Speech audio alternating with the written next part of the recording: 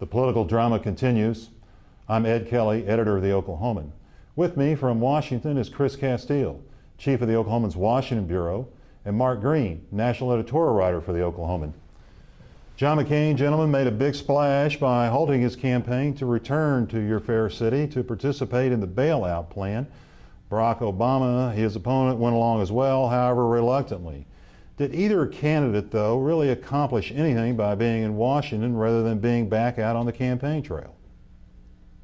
Well, Ed, it's definitely hard to see what they accomplished at this point Friday morning when they seem to be further apart now than they were a day ago. And it's not really clear what they could have accomplished given strong resistance from House Republicans, or the most conservative bloc of lawmakers up here in Washington, in their objections to the plan. But it's hard to discern right now even what Senator McCain did when he came here.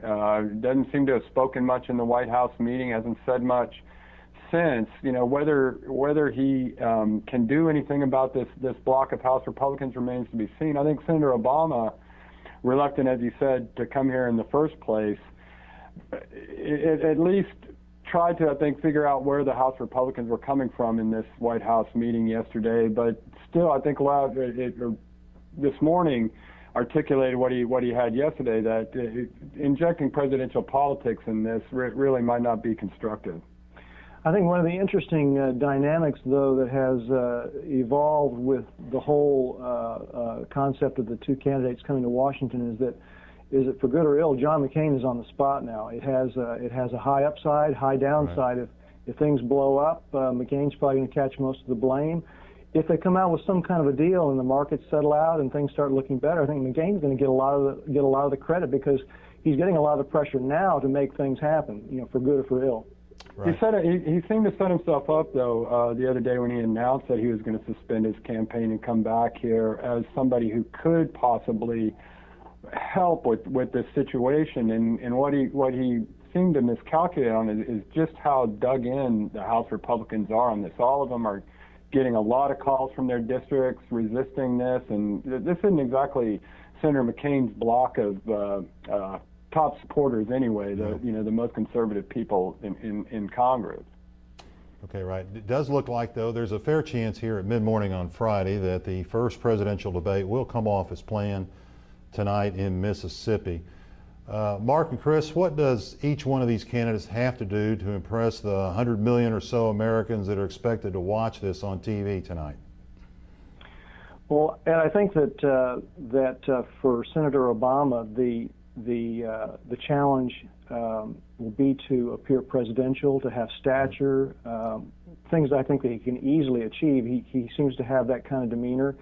He's a good listener. He's very thoughtful in the way that he speaks, and these things will all serve him well in debate, and especially if the debate centers on foreign policy as it was scheduled to do. I'm sure that they will talk about the economy and the bailout, but the first debate was supposed to be devoted to national security, foreign policy issues, and so Obama needs to make a good impression in those areas. I think for McCain, the challenge is to appear empathetic and in control of himself. And to keep in mind that oftentimes in these presidential debates, at least the last two cycles, the guy that has appeared to win the debate on points hasn't necessarily won the debate in the hearts and minds of average Americans. Right. Well, this is the first debate, and I think normally even they're probably among the most watched, but I think given what's going on in this country right now, in Washington, in New York, on Wall Street, there's probably going to be a huge audience for this. There are going to have to be some questions about the economy. It can't just focus on foreign policy, which is going to seem like a sideshow right now to what's happening. And I think McCain, if it were just a foreign policy debate, obviously the expectations would be much higher for McCain. He's been a senator for a long time, been all over the world, been to every hot spot in the world probably in the last 20 years. It's got to be his comfort zone. But this economic problem is probably going to be what people are tuning in for the most right now, and how they both perform on that. It's going to mean a lot, not just to people who have already decided, but to the people who are undecided on this, a lot of the independents. Big deal tonight if the debate goes off. You're right, a big deal. Well done, gentlemen. Thank you. Stay here on News OK for more coverage of Presidential Campaign 2008.